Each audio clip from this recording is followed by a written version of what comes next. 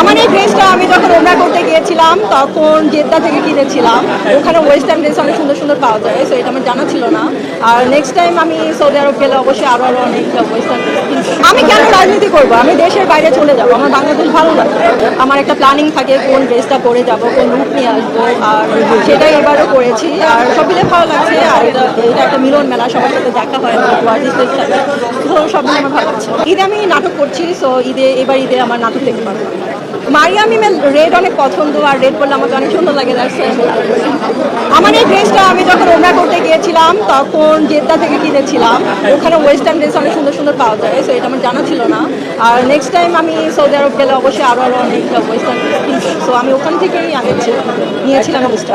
আমি তো সিনেমার অফার অনেক আগে থেকেই পাচ্ছি, বাট ব্যাটে বলে মিলে না। আরেকটা করছি আমি, ওইটা তো শুটিং আরও বাকি আছে। সো হ্যাঁ, যখন আসবে তখন তো অবশ্যই তোমরা দেখতে পারবো।